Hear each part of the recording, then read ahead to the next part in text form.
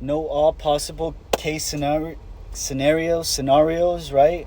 When engaging with somebody online, you know, it's easy to conversate and know that you're good when you're living real life, right? When your intentions are good, right? Intentions are important, because if my intentions are bad, then if I'm knocking door to door and my intentions are bad, that I want to steal this person's stuff, right? Then for one, I don't know if you've ever been in this situation where you kind of know you did something bad, right? And then you're in a scenario where it involves another person and you almost feel guilty. So you may be a little more lenient towards being a little more fearful, right? And boom, that's when, okay, maybe you get caught, and that's all she wrote. Well, this is the same thing, right? And I know the church likes to say intentions are nothing, blah blah blah, right? They're very cold-hearted, cut you with the knife, right? A butter knife, and say intention. No, it's what the book says, right?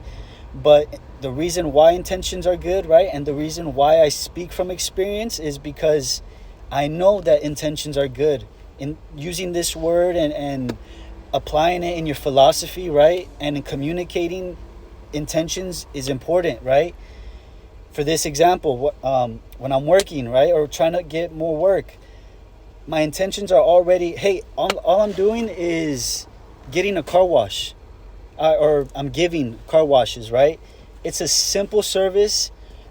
On my end, I have no real contact with them, unless they want to just come out, say hello, right?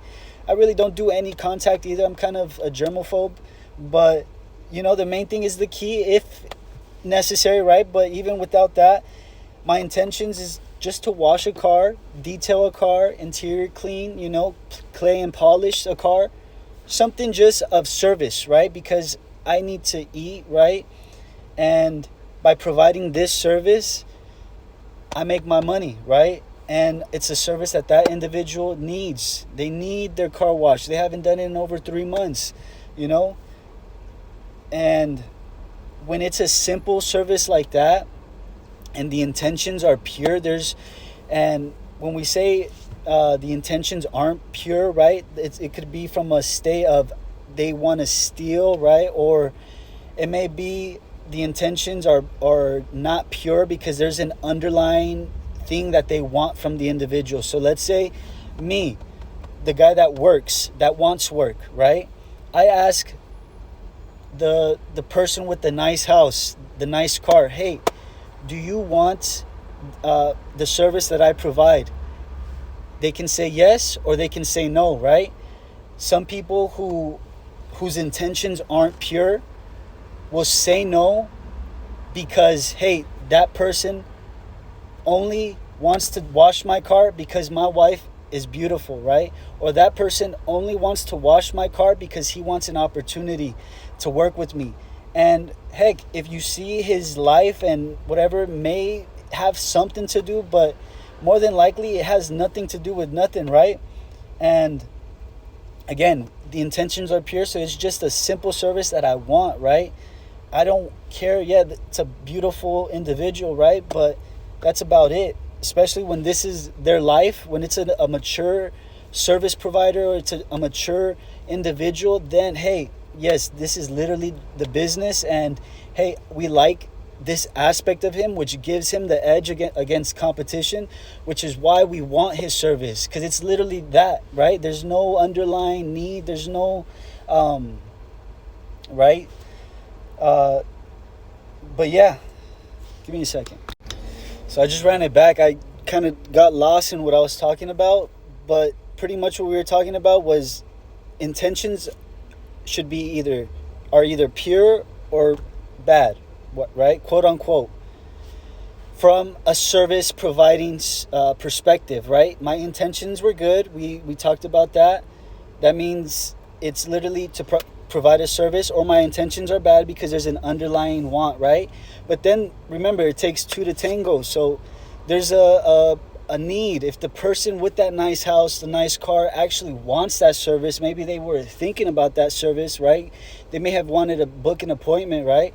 But I'm at their doorstep and maybe they know a little bit something about me, right?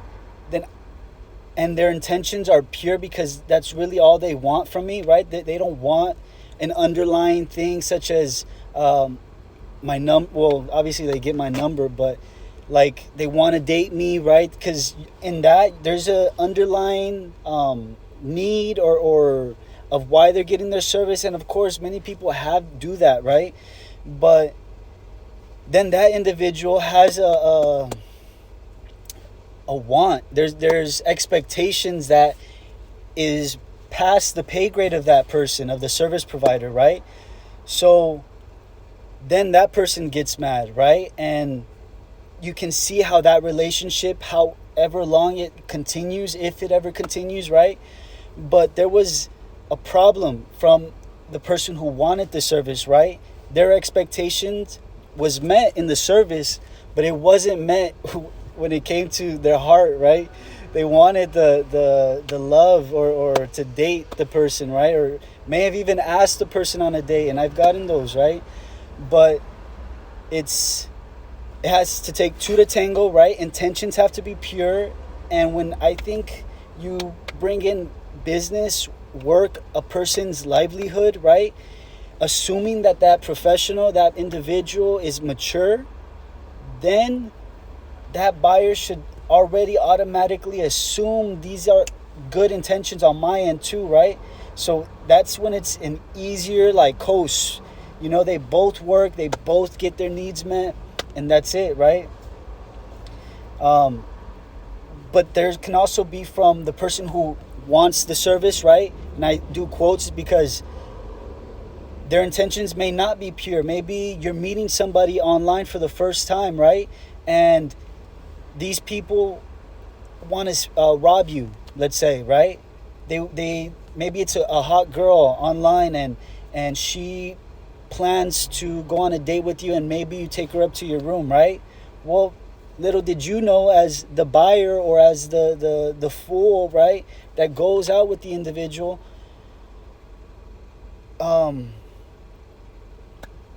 you get got, right? You get licked, and you get all your stuff robbed. You get beat up, right?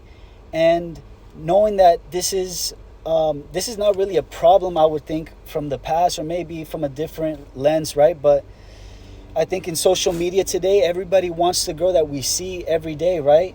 And that girl that we see every day may not be the right one to meet up with, right? Because assuming you have, it's a good thing for me, right? I don't have nothing that they could steal. Yeah, you could probably beat me up, but I mean, I'll take it, you know? Just kidding. But yeah, it's you. I'm speaking from a rich man. Why would the rich man want to meet with a pretty girl online, right? We know nothing about these women online, and their intentions may be bad. They may have that boyfriend, right? That side friend that helps them and collaborates, right, on how they're gonna do this heist. If you really think about it, it's almost like the quickest way to make a buck. And it's the easiest way, right? You just need a woman to bait the guys. She picks the highest bidder. They meet together. They give them, you know, it can be very smooth in and out. Easy pick'ems, right? They could get their card information. They can quickly make purchases. They could take their chain. All of this stuff that we don't really think about. And it brings me back to the beginning of this video, is consider all possible scenarios, right? Just because we see them all every day, every second, right, doesn't mean that they're good, right?